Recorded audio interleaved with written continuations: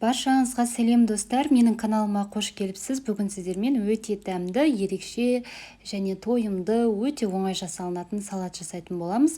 Видеоның соңына дейін қарап, менімен бірге жасаңыздар. Алдымен бізге керегі балғын қияр, қызанақ, ет, қайнап піскен ет. Осылай қиярларымызды турап шығамыз.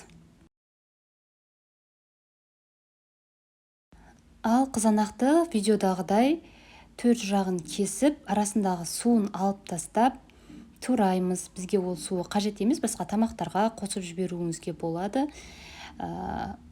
Барлық толығын бүтіндей турайтын болсақ, салатқа суы шығып кетеді. Сондықтан тек етті бөлігін ғана осылай турап аламыз.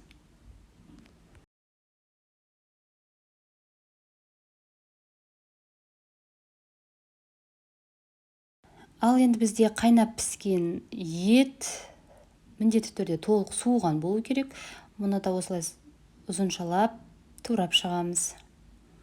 Барлығын турап аламыз. Ал енді дәм беруші ретінде аздап қана укроп, бір түйір чеснок, майды көзді үкіштен өткізіп, қажетінше майонез қосып, араластырып қоямыз, яғни салатқа қосуға. Барынша аздау етіп майонезді қоса беріңіздер. Егер салатқа майонез аздық етіп бара жатса, салаттың өзіне тағы да қоса бересіздер. Қайнап піскен тауық еті,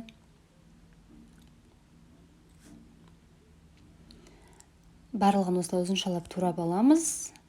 Тағы да соусымыз, яғни майонез, укроп, чеснок араластырылғанды саламыз. Және сырды осылай ұзыншалап турап саламыз. Тағы да дәм беруші ретінде жүгері салсаңыздар болады. Менде ол болған жоқ, сондықтан қосқан жоқпын. Жүгері салсаңыздар да тағы да дәмдірек шығады. Міне барлығын салып, жақсылап араластырып, өзіңіз қалауынша сәндеп дастарханға ұсынасыздар. Өте дәмді, жасалуы да оңай, міндетті түрде жасап көріңіздер.